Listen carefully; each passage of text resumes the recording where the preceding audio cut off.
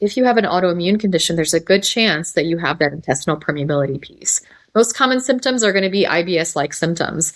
And in many cases, treating the gut can help not just those digestive symptoms, but it can also help a lot of the co-occurring conditions, from anxiety and depression to fibromyalgia to various types of autoimmune conditions.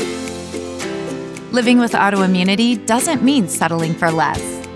Inspired Living with Autoimmunity is the show for high achievers who want the energy and vitality to live fully, not just manage symptoms. With your host and autoimmune coach, Julie Houghton. It's time to take your power back.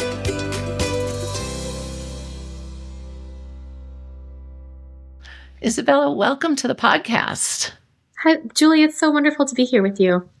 I am so excited for this conversation, and I had to stop and make myself hit record because I have a million questions and comments, and your new book is amazing. But if there is a listener out there who is not familiar with your work, which if they're not, they should be, can you share a little bit of your story?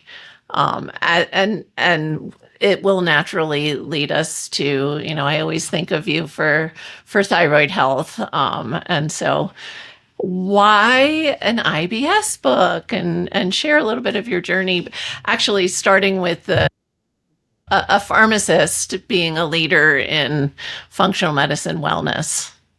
Sure. So I was never really interested in IBS or the thyroid gland when I was doing my undergraduate studies. I wanted to figure out how to heal a disease. I wanted to actually figure out a new drug that could heal a disease. And I was kind of caught between, did I want to do pre-pharmacy or did I want to go to become a psychiatrist? And I thought pharmacy was the best choice for me because it was the cleanest. I didn't have to touch people or even, hospitals and so on and so forth. I had a bit of a germophobia, and I ended up going to pharmacy school. And during that time, I actually got a diagnosis of IBS. I had situations where I was running to the bathroom, having to leave class early. I had to miss exams because of my digestive issues. I had diarrhea, really urgency where I had to run out and go to the bathroom. Sometimes I didn't make it to the bathroom, so I carried around extra pants and underwear. I carried Imodium, baby wipes, and all kinds of things with me just to kind of get through that.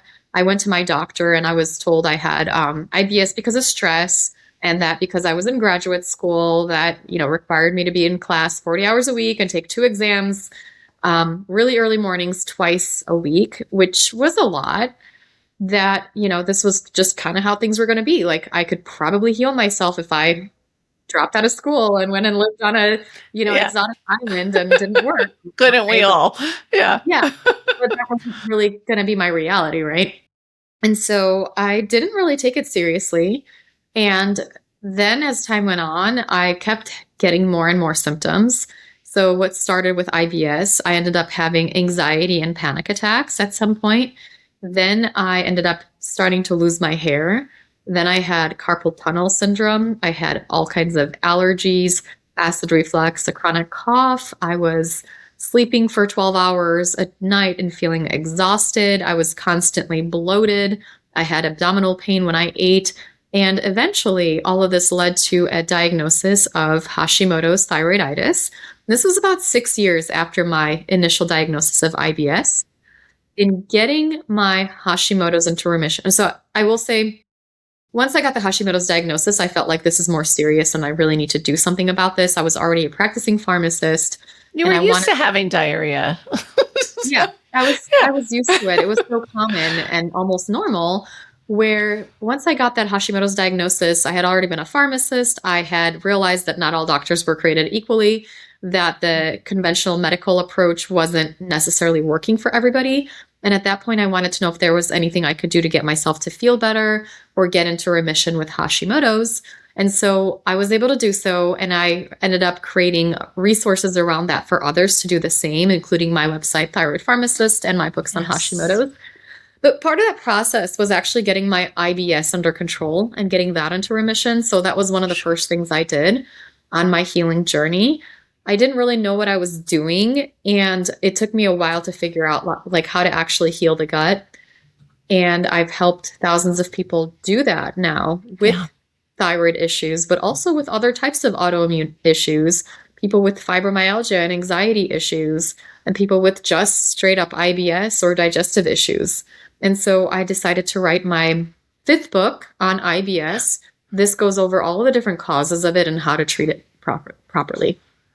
It is amazing, and I want listeners to know when they get the book, don't be intimidated. It's big, but it's not all clinical, although it has amazing clinical information for people who want to deep dive and follow the science.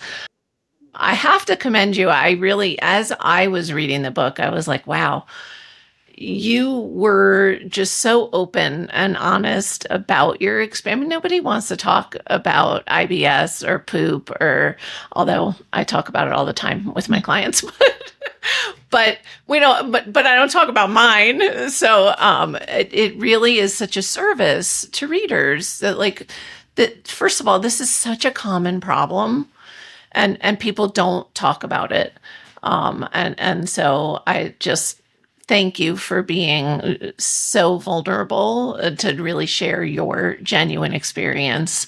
And we'll talk a little bit later too about, I know your husband has an experience as well with IBD. And so I want to dive in. So for anybody who is not familiar with the Thyroid Pharmacist, like, get familiar. I remember running out and getting your books when my daughter was almost misdiagnosed with hyperthyroid. She has Hashimoto's. And they were just so quick to be alarmed and want to zap her thyroid. And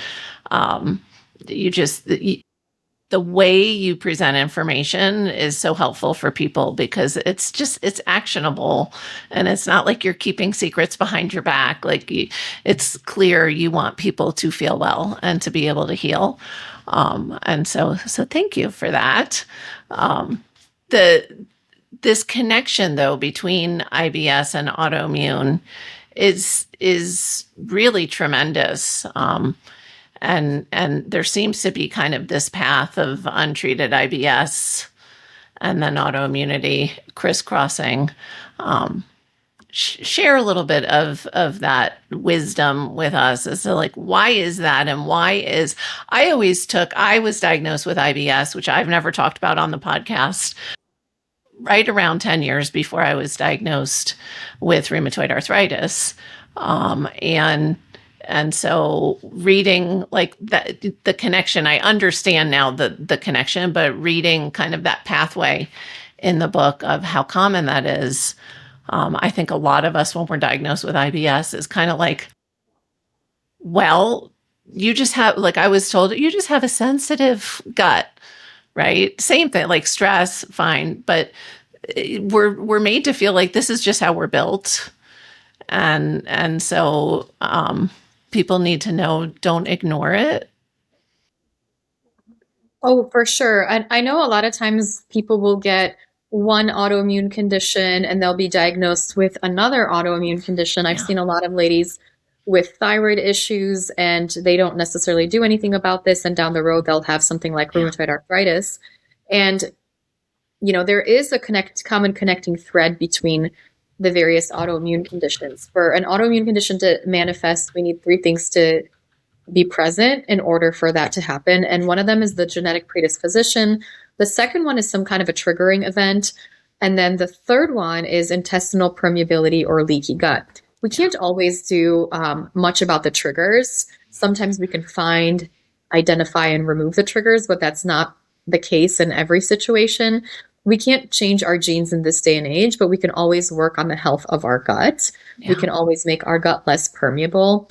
When I first trained in functional medicine, I learned that about 10 years or so, maybe 5 to 15 years, depending on the person, there is some kind of a breakdown of the gut barrier that occurs before an autoimmune condition develops. And that breakdown could be something like the stomach flu, or it could be like food poisoning, or for some people, it could be IBS symptoms. So IBS, to get that label, to get that diagnosis, you need to have chronic ongoing digestive symptoms, abdominal pain, bloating, constipation, diarrhea. For some people, it's mostly constipation. For others, it's mostly diarrhea. For some, it's like they go back and forth between the two. But that is something that needs to be present for, at least 6 months and a few days out of the week for you to get that diagnosis. And some people might have those symptoms, but may not get the IBS diagnosis. But again, whether you have that IBS diagnosis, whether you have those IBS symptoms, or even a disruption in your gut barrier that you think maybe isn't so bad or has resolved, if you have an autoimmune condition, there's a good chance that you have that intestinal permeability piece. Most common symptoms are going to be IBS-like symptoms. And in many cases, treating the gut can help not just those digestive symptoms, but it can also help a lot of the co-occurring conditions, from anxiety and depression to fibromyalgia to various types of autoimmune conditions. And my hope with my book is that people will be able to heal their IBS, they'll be able to heal their autoimmune conditions, and in some cases, maybe even prevent the progression to autoimmunity from IBS. Which it would be ideal, right? Like, let's just not go there. Or, as you mentioned, it is so often once somebody's diagnosed with one autoimmune condition, if they aren't addressing the root cause, including gut or causes, they will more often than not continue to. I was a collector not only of toxins but of diagnoses, and so if we don't make that change, that snowball just keeps getting bigger. And I do remember kind of rolling my eyes, I don't know, like 8 years ago, like, the gut again, it's the gut, everything's the gut. But I love that you highlight even, most of us know that stress impacts the gut, but we don't think of that other direction of, no, it could be the gut triggering anxiety. And so I love that you highlight that for listeners as well. So I know from reading the book that you are very deep believer in testing. And I think listeners have heard me in the past talk about my pet peeves with rheumatologists. That's a different conversation, but also GI doctors. When people get these diagnoses, whether it's IBS or even like ulcerative colitis, IBD, they're told, oh no, it doesn't matter what you eat. Like, that's not the problem, which is always such a challenge. But also the testing. I've had so many people say, well, I got a colonoscopy and an endoscopy and everything's fine. Right. So back to the, like, I don't know, maybe it's in your head, or I want to touch a little bit on the importance of functional medicine gut testing and why that's really important to do. Yeah, there's like an interesting history of IBS where back in the day, it was considered like a psychological issue. There was a time period where doctors would go through and test for different things. It was considered a diagnosis of exclusion, but none of the tests that they were using at the time were conclusive.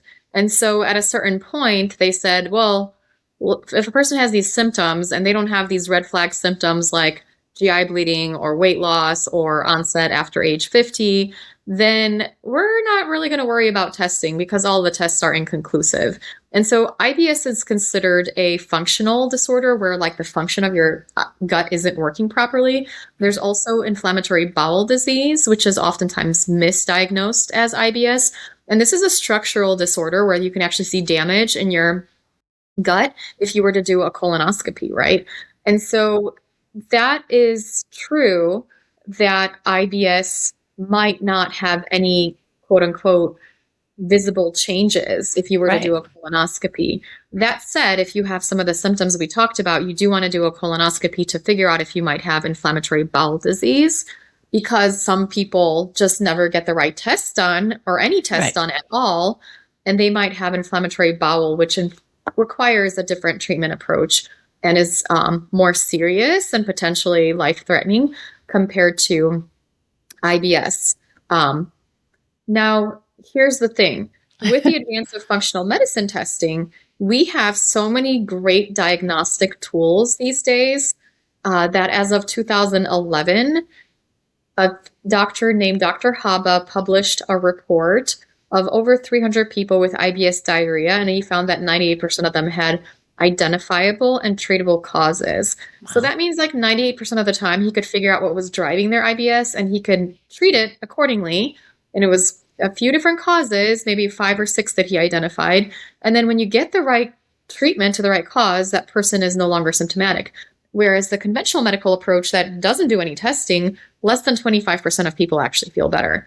And with IBS over the course of like 5 years, they'll still have IBS symptoms that are ongoing. And that makes sense because the symptoms are nonspecific. So a lot of things could cause you to have diarrhea. It could be a nutrient deficiency. It could be a parasitic infection. It could be small intestinal bacterial overgrowth. It could be a hormonal imbalance. It could be a toxin. It could be a medication. But if you don't test and if you don't do a comprehensive workup, then how are you ever going to know? And just telling somebody to take fiber and probiotics is not going to move the needle. Yeah, I love that you said that. And I will add the caveat, sometimes it's hard to catch things. Sometimes we have to test more than once. But the gut testing has gotten so much better. I know you reference a few in the book. Do you have a favorite? It's like asking me what my favorite child is. Right? Oh, no, we won't do that. Could have done that a year ago, but not now. Right, yeah, a year ago. Simple answer. But there are a few tests on the market that I really love. I love the gut zoomer test and the GI map test. Those are the two that I've been using the most of. And for people, like you said, sometimes you might not get anything that comes out on a test. Even with the most perfect tests, they might miss things. One important trigger for autoimmunity, for thyroid issues, and IBS are protozoal infections. Yes. And I find them very commonly in individuals, but sometimes they might not be shed in every single bowel movement. So the gut zoomer and the GI map, usually they collect maybe 1 or 2 stool samples. And so you might actually get a negative test, even if you have something growing there. There's another lab company based out of Colorado. It's a retired physician that runs this small lab company called Parawellness Research, and they specifically look for parasites on your stool samples. And this is like I believe it's a specialty. Yeah, a specialty. And so you end up potentially needing to do more than one stool test. And if I were to recommend stool tests, I would recommend those 3. Gotcha, which I think is great. And I love the idea of starting with something like the gut zoomer, because it's also like meeting people where they are and what are they willing to do. And sometimes those multiple collections really, I have people that they get the kits and they just don't do the test because they're just intimidated and overwhelmed. And so, doing something like a gut zoomer or GI map, starting with that broad, and then, like you said, if you don't get clear answers, it is definitely worth checking to see. Although I will say you did such an amazing job in the book of really empowering readers to try, safely try certain things. And so I love that. And I love that it's, not all pharmaceuticals, it's a mix. And sometimes pharmaceuticals are the gentlest, safest way to do something. So you did such a great job empowering people, of giving them a place to start. Thank you so much. Yeah, it's interesting because I feel like a lot of people in natural medicine maybe think that herbs are always the best route or the most helpful or efficient route, but sometimes it can be tricky because certain infections might go away within 3 days of a pharmaceutical, but there might not be a lot of herbal remedies that can get rid of them that quickly, or the herbal remedies might need to be taken for 60 days plus. And so I go through some of those details. kind of to that point, there are parasite protocols or cleanses out on the market. And some people do find them helpful, and I'm not necessarily against them. But unfortunately, I have seen people like utilizing all these things, and then we would do testing and they would still have ongoing infections because every bug has a drug. Like, this is something I learned in pharmacy school. Every bug has a drug. Spoken like a pharmacist. Exactly. And same is for herbal remedies. So I do a lot of research, and I have lovely research assistants that help me figure out which, there's actually studies done on herbal remedies and how they impact different infections. And so not every herbal remedy is going to work for every infection, just as not every drug will work for every infection. Yeah. And you also highlight, and I want listeners to understand too, herbal doesn't mean that it's totally safe for everybody across the board. And I think that that's really important I get there's a time and a place, and there's certain herbal products that are great, and they do a really good job, like you said, targeted for the specific, and the cleanse for this and the cleanse for that, and everybody should be, some of them aren't right for everybody. And so I want listeners to be really careful and work with a provider, work with somebody who is following you and making sure that you're getting the right treatment protocols. Absolutely. Yeah. So I want to shift gears a little bit, because I'm excited to hear your take on pulling from both worlds, from the IBS and the Hashimoto's world. Are there certain foods that you think across the board, if somebody's showing up, whether with autoimmune or with IBS, that you would start, like certain foods we should all be avoiding if we're in this kind of symptomatic pile? Definitely like food additives and non-caloric sweeteners. So there are studies done on Splenda and sucralose that these can trigger Hashimoto's, and removing them from the diet can get Hashimoto's into remission. Erythritol is a sweetener, a non-caloric sweetener that's added to like healthy keto snacks. And that can actually irritate the gut lining, so it can be a trigger for IBS and IBD. I would say if you can eat a home-cooked, clean diet with limited preservatives, that would be really helpful, especially if you tend towards IBS, IBD. Really big difference there. As far as like foods, I would say gluten and dairy are going to be some of the big triggering foods for for IBS and for Hashimoto's and autoimmunity. Up to 25% of people who carry the IBS label might actually have celiac disease. And so, that's like a big deal. If you have celiac disease, all the probiotics and all of the fiber and stress reduction is not going to help you if you keep eating gluten. Beyond celiac disease, there's also non-celiac gluten sensitivity. You could also be sensitive to the fructans in wheat if you have small intestinal bacterial overgrowth, which is present in 50% of people with hypothyroidism, maybe 70% of people with IBS. Then there is systemic nickel sensitivity, which is a potential trigger for IBS, and wheat is a high nickel food. So there's a lot of different reasons why a person might react to gluten, and not just celiac disease. There's like so many different pathways where I'm like, okay, you're probably going to be better off removing it as part of an elimination diet just to see if it helps your symptoms, because it just might.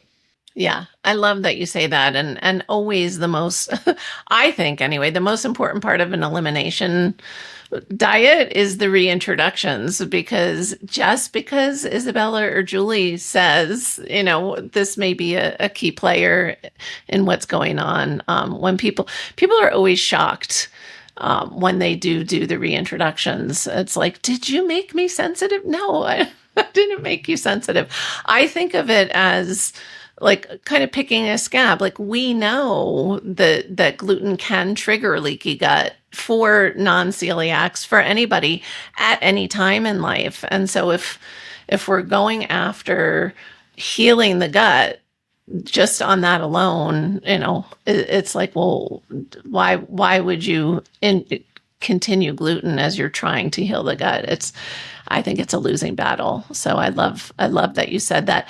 And the additives, I've had like 5 conversations this week about sweeteners, a variety of different sweeteners, like that surprised me, like coming up out of the blue, of people that were really thoughtful about most of the other things they're putting in their mouth. But then we've all demonized sugar successfully, that they're like, oh, I'll get the diet, whatever. Or so I love that. And you really do a nice job in the book too of explaining like the why. I think we all do a better job making good choices when we understand the impact. Yeah, absolutely. And then just kind of like as a random thing, some people with IBS might actually react to like lettuce and raw fibrous vegetables. So that's something to consider. And then others might react to fatty foods and high fat foods. Doesn't mean that these foods are evil. It does mean that your digestion requires a little help. more attention. Yeah. You might need enzymes to support digesting these, or you might have some kind of an infection that's blocking your ability to produce your own enzymes. So that is a clue. Again, trying to figure out which foods are triggering you. This can be a helpful clue on how to properly restore your gut. Because my goal for people is not to just be on an ice cube only diet and not fasting all day to feel better. Like my goal is to figure out what's triggering your symptoms. And yes, it could be foods, but also beyond like serious food sensitivities or celiac disease, like some of these issues have driving factors behind them. Like if you have SIBO, you're going to be reacting to artichokes and onions. Doesn't mean these foods are evil. You need to be off of them for a long time. Yeah. Maybe you get off of them for a little bit and then you fix the SIBO and then you can digest more foods and, live a vibrant life with the world as your oyster. Oh, I love that. I love that.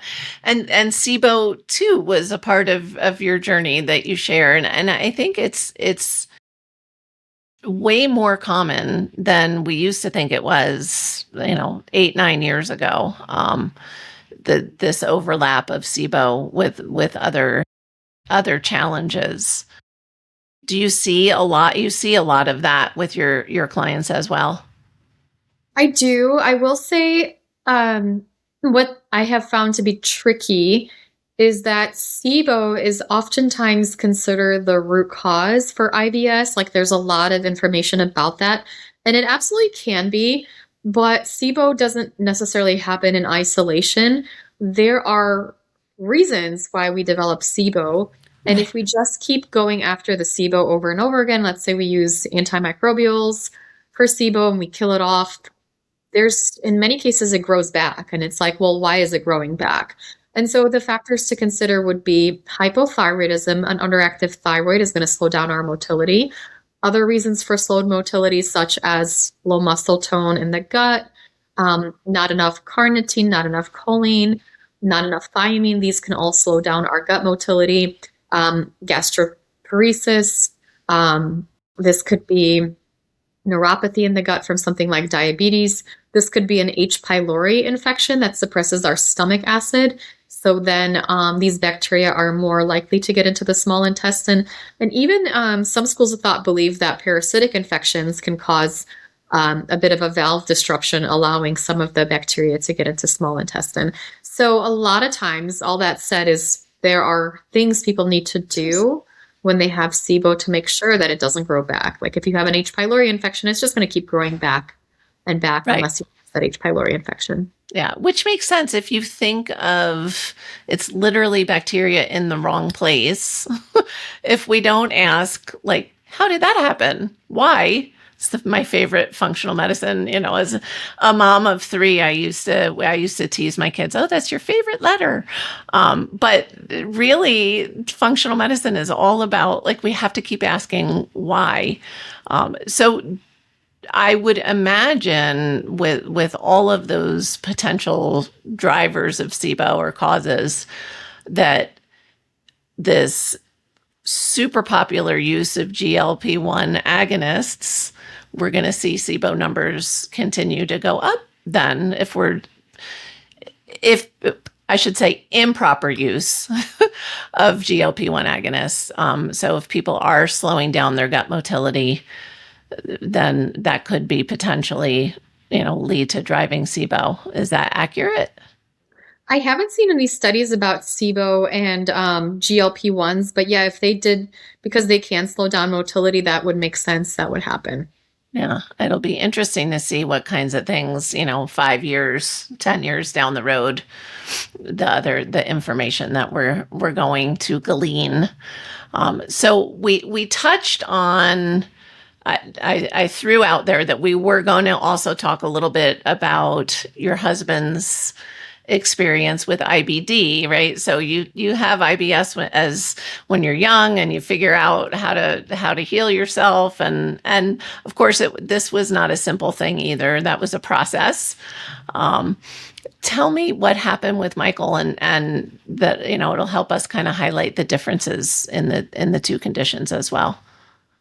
Well, it happened when I was going into labor. Michael said, "Hey, hon, I think I might have some hemorrhoids or something because I saw blood when I went to the bathroom today." And I was like literally in labor going to the hospital. So I was like, "Oh, okay." I'm a little focused. Yeah. And so, we have our beautiful son, and then kind of get back home. And then my husband's just like exhausted, and I'm exhausted because, I was in labor for an obscene amount of time, and I didn't sleep and all of that. And I'm kind of like, "Well, what's going on with you?" And then he's like, "Well, I still have this, blood in the toilet and all of that." So we got a hold of our physician, and he was a very good physician, said, "Okay, let's get you in for a colonoscopy right away." And we, when our son was 2 weeks old, we went in, and Michael got a colonoscopy that showed he had ulcerative colitis. He was prescribed a few different medications for that. And yeah, we were fortunate that we had 3 close friends who happened to specialize in gut issues. Steve Wright from the Healthy Gut Company is a close friend of ours. Dr. Jill Carnahan has gotten Crohn's disease into remission. She's a functional medicine doctor. And Debbie Steinbach is a functional nutritionist who had gotten her Crohn's into remission, and she specializes in digestive issues. And so I was like, okay, and I just went to IFM for the gut module, and I felt like we were, in good hands, and we were able to create a plan for Michael to get him into remission within a couple of months. It was under 8 weeks that he was in remission. We used the Debbie's squishy and mushy diet. Mm-hmm. Steve recommended high-dose turmeric and high-dose anti-inflammatories. We used Debbie's partial elemental diet approach. Dr. Jill gave us a few suggestions to help get that into remission, including low-dose naltrexone. And IFM, I was looking at some of the herbs that can help get UC into remission. So we utilized boswellia, and another friend gave us serum-based immunoglobulin. So we were able to piece together a protocol that worked really, really well for him to get into remission. And he's been in remission for over 8 years. Amazing. Almost 8 years. Our son, almost 8 years, because our son turns 8 in 2 days. Oh my gosh, another birthday. Yeah, so it's been incredible to see that. We've shared that protocol with others, some of my clients, some friends, and it has worked really well to get people into remission rather quickly, even people that have been struggling for 10 plus years. We've also found that there are things that aggravate inflammatory bowel disease. So in my husband's case, erythritol was a big aggravating factor. For some people that are trying to heal themselves, high-dose probiotics berberine, some of those more potent herbs can actually be aggravating, especially in that early stages. And so I wanted to detail all of that, and that is a whole chapter in the IBS book, Yeah. because up to 10% of people who get the IBS label might actually have IBD. And yeah, I mean, Michael and I have connected with people over the years who have struggled with IBD for 10, 20 years. Sure. And we've been able to share our protocol with them to get them into remission. So Which really is want amazing. so people don't have to have their colons removed or have any Yeah, risk of stomach cancer, right? absolutely. So I have to ask, did he have symptoms he was ignoring before that or normalizing before that? Or was it really symptomatically like sudden onset for him?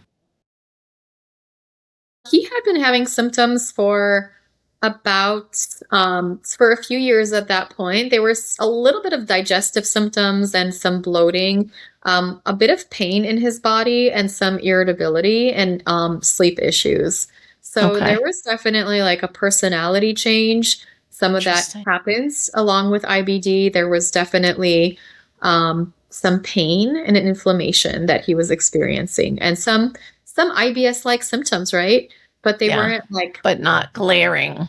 Like yeah, yeah. So he it was wasn't carrying around a change of clothes or right. So he didn't have that. But I have talked to a lot of people who actually had that IBS label for many Sure. years and just assumed that's all that was. Maybe they didn't. They just assumed the bleeding was hemorrhoids, or they just had a lot of diarrhea versus Yeah. just bleeding versus diarrhea and bleeding. So it is something that unfortunately can happen where people don't get the right diagnosis, and then they might just be really struggling with symptoms and putting themselves at risk for more serious issues. Yeah. Well, and I love that even though you are so rooted, pun intended, in the functional medicine world, that there are things that Western medicine does so well. And something like getting scoped is one of those things. And so I appreciate you sharing it's important because sometimes people just get so like, I don't want to, my PCP wants me to get this or my GI, and testing is important. And he wouldn't have gotten diagnosed if he didn't go for testing. Yeah, absolutely. And just for people over 45, you do want to get a colonoscopy to reduce your risks of, colorectal cancer. This is a great screening tool. And I mean, you're not going to find that. You're not going to be able to get a scan and find that, or and definitely if you have positive blood in your stool, this is a really important thing to follow up with. Some of the functional tests can actually find that. But like sometimes they can miss that because you might not have blood in your stools in every bowel movement.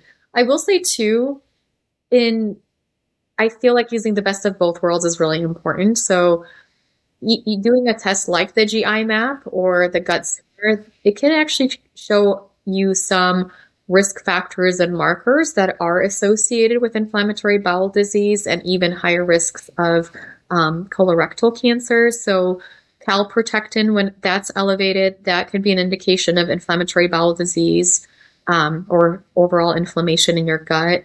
If you have giardia or blastocystis hominis, elevated beta-glucuronidase, these, or H. pylori, these have been associated with higher rates of colorectal cancer. And treating those, even if you're asymptomatic, can be helpful, I believe, in prevention. Absolutely. Because again, it's what's going on downstream, I think, and the testing just keeps getting better and better, which is exciting. It really is. Even if we're not at perfect 100 across the board, so the combination of getting the stool test done and, if warranted, going to get a colonoscopy can literally be life-saving. Absolutely. Yeah. So amazing. Well, I love that he's been doing so well, and hopefully you had an uneventful ride to the hospital with this last baby, and no big, husband needs attention now. Yes, I was So- able to focus on my own experience this time. No drama this time. So that was Thank good. goodness. Thank Yes, goodness. thank you. So for those that again are not already in your world, and we're definitely going to send them to where they can get the book, but for people listening on the go, where's the best place to find more about you? My website is thyroidpharmacist.com. And so I have a lot of different articles on all kinds of symptoms associated with autoimmunity. Primary focus is thyroid and Hashimoto's, but I also have content on IBS and other autoimmune triggers and the stress response. On social media, I have a podcast, Thyroid Pharmacist Healing Conversations podcast, and YouTube. You can definitely find me there. And my books are on Amazon and Barnes & Noble and wherever fine books are sold.